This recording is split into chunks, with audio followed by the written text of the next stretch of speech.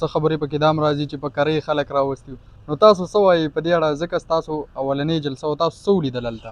ګوره زه خو به دا یم موجوده ټایم کې ته وګوره جلسې کول ډېر ګران کار دی. ټیک دی. تاسو وایي چې جلسه کامیاب ونه امید ساتئ چې د نوښار د جلسې په شانتې به نورې جلسې کامیاب وي؟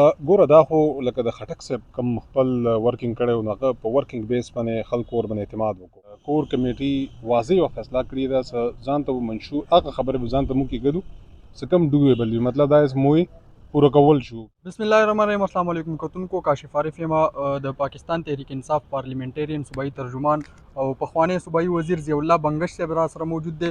دوی سره به خبرې اترې کوو. بنگش صاحب اول خو ستاسو ډېره زیاته مننه، بیا راته دا ووایي چې ستاسو د نوې پارټۍ ویژن څه دی او مخکې به څه کوئ تاسو؟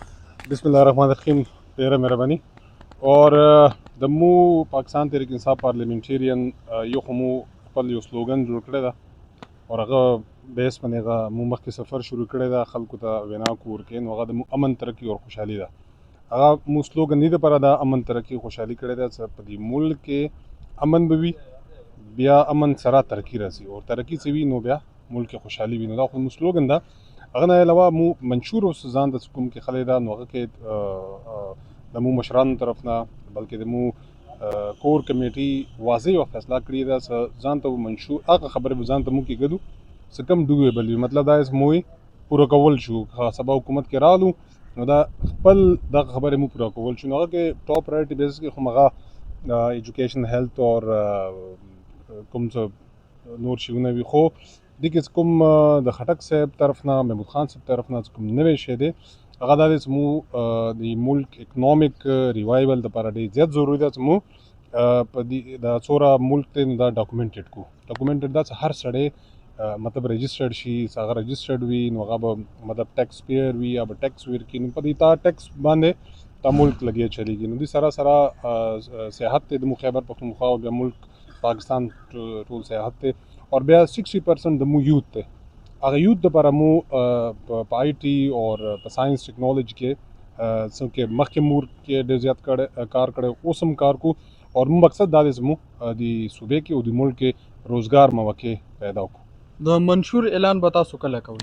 منشور اعلان به انشاءالله ځکه چې مو دا ټول پروسس مکمل شو اور ان قریب هغه بیا مو میډیا ته مخ ته به کېږدو منشور به ټول میډیا ته مخ ته کېږدو ځکه چې مو هغه پروسس ډېر طریقې سره ځکه هر یو شي ته مو ډېر زیات سوچ وو اور کمیټیو ته مو کېنولي دي هغه یو شی ګوري اور هغه باندې لکه مو موجوده اور بیا راتلونکي د مو فیوچر هغه سره مو لګي و کنیکټ کو چې یار دا او شی مو کو نه دا په فیوچر کې متدوي څه فایده وي د دې ملک ته څه فایده وي د مو خلکو ته څه فایده وي نو په هغه شونو باندې نو ان شاء الله څنګه سمو منشور د سورز کمپلیټ شي بیا به مو ان شاء الله میډیا ته هغه ټول بیا کېږي. ستاسو د پارټۍ اولنۍ جلسه وشوه په نوښار کې، د نوښار نه شروعات شو. ډېر خلک وایي کامیاب وه، ډېر خلک وایي ناکام وه، څه خبرې پکې دا هم راځي چې په کرۍ خلک راوستي نو تاسو څه وایي په دې اړه ځکه ستاسو اولنۍ جلسه او تاسو څه ولیدل هلته؟ ګوره زه خو به دا یم موجوده ټایم کې ته وګوره جلسې کول ډېر ګران کار دی. ټیک دی. نو زه خو به دا یم چې خټک صاحب اپریشیټ کو چې په نوشهره کې جلسه یې وکړه خلک یې روبستو څنګه یې روبستو خلک یې راوستو اور جلسه یې وکړه ښه برابره جلسه یې وکړه کامیابه جلسه یې وکړه.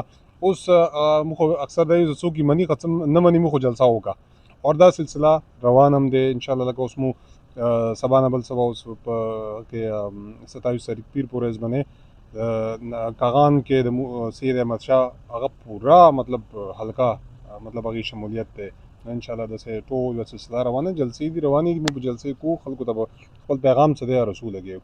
تاسو وایئ چې جلسه کامیاب ونه امید ساتئ چې د نوښار د جلسې په شانتې به نورې جلسې کامیاب وي؟ ګوره دا خو لکه د خټک صاحب کوم خپل ورکینګ کړی و نو هغه په ورکینګ بیس باندې خلکو ورباندې اعتماد وکړو.